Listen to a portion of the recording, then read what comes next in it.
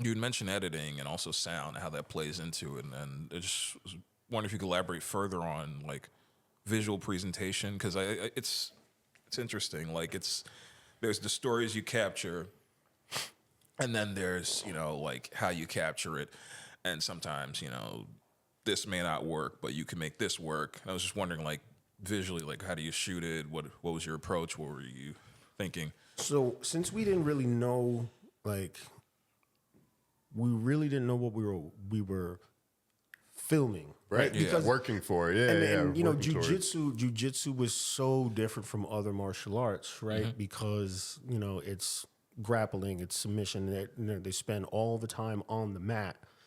Where it's like, how is this evolving? How is this like kind of leading to the next thing? Yeah. And so for the first couple of weeks, Izzy's like, so what's the story? Yeah. And I'm like, I have no idea. Haven't gotten there yet. I have no clue. And even after we were done finished, it's like, I still don't know.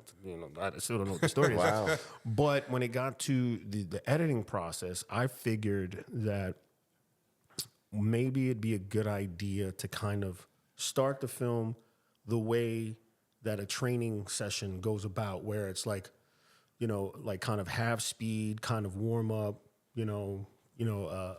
rolling, and then all the way at the end, it becomes super intense, right? Like the last 20 minutes of class, because when usually they train a technique and you work on the technique for a good portion of the class, or a couple of techniques before, like and then you use them, right? And people just like trade off, and then the last 20 minutes of the class, it's all out roll. Wow. It's an all out roll.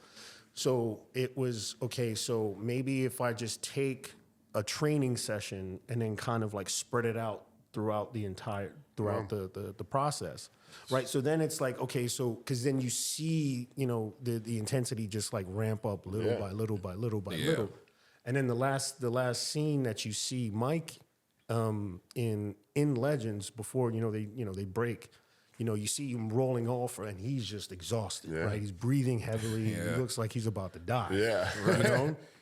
And it was like, okay, this is cool. I think that made sense. Yeah.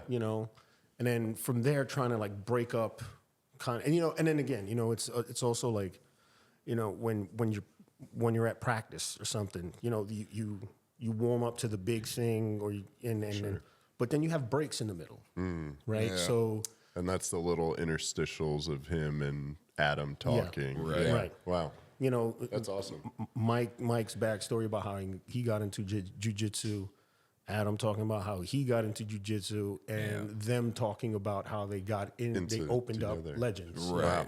Right. That's really awesome. That's really interesting to hear that perspective. And now that you say that, I'm like, oh yeah, I do see that. And even we don't even see him really cutting weight until the end. You see him running and rolling and all this stuff at the very end. And that's kind of my fault, because I thought I told him that, like, every night, no, not every night, maybe like once a week, when you're home, you step on the scale, you just do a video of it, so then you can send it back to me.